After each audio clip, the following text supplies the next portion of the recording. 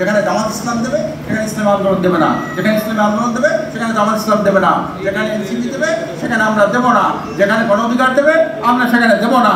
আর peer পদ্ধতি যদি নির্বাচন হয়ে যায়, আল্লাহর রহমতে বিনা পয়সায় এমপি হওয়ার একটা সুবর্ণ সুযোগ। সারা জীবন এত যোগ্য লোক, ভালো লোক, সব লোক টাকা পয়সার কারণে সে নির্বাচন করতে পারে না।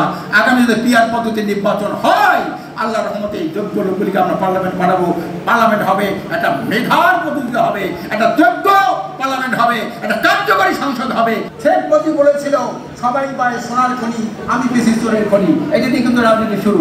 73 সালে এই শেখ মুজিব ভোট চুরি করেছিল। 77 সালে আরেকজন বড় মুক্তিযোদ্ধা এই ভোট চুরিকে পরিপূর্ণ করেছিলেন। 98% ভোট উনি কাজ করেছিলেন। তখন রাস্তাঘাট ছিল না। 98% ভোট কেমনে কাজ হয়? কিন্তু ভোট চুরি, টাকা চুরি, এ হলো ক্ষমতা। এইটা কিন্তু আমরা ঐতিহ্য সূত্রে পেয়েছি। কি বলেন, ঠিক না? শেখ মুজিব করছে ভোট চুরি, তার মেয়ে করছে ভোট ডাকাতি। এই জন্যে আমরা আগামীতে যাতে একটা দুর্নীতি, দুঃশাসন, সন্ত্রাস মুক্ত, মাদক মুক্ত, এটি সুখী সমৃদ্ধ কল্যাণ রাষ্ট্র প্রতিষ্ঠা করতে পারি। এই জন্য ইসলামী দল এবং দেশপ্রেমিক দলের একটা ঐক্য হয়েছে।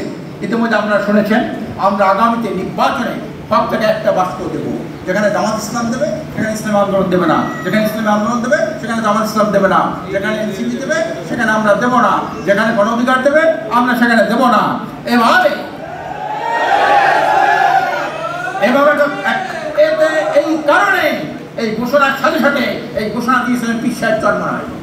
উনি পরিষ্কার করেছে আগামী নির্বাচনে এমন ফলাফল করতে হবে কোন ফ্যাসিস্ট, ভারতের তাবেদার, দালাল, কোন দুর্নীতিবাজ যাতে আপনার ক্ষমতায় আসতে না পারে। আপনি জানেন ইতিমধ্যে প্রমাণ হয়ে গেছে, এমন কিছু দল খালি নির্বাচন দাবি করে ক্ষমতায় যাওয়ার জন্য পাগল হয়ে গেছে।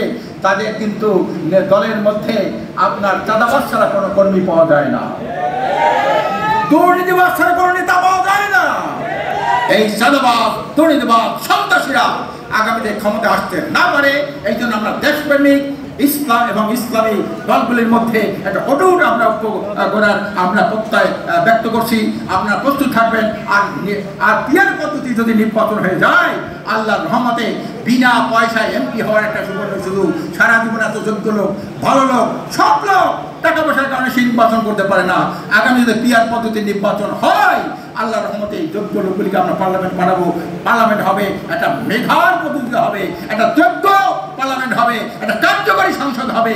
কাজে এই জন্যে আজকে যারা আমরা এখানে বসা আছি, বিভিন্ন দলের নেতৃবৃন্দ, বিভিন্ন সাংবাদিক ভাইরা, আমরা আশা করি আগামীতে দেশপ্রেমিক সাংবাদিকদের আমি বলবো, দেশ সাংবাদিক দুই রকমের, একটা হলো ফ্যাসিস্টদের সহযোগী সাংবাদিক, একটা হলো দেশপ্রেমিক সাংবাদিক।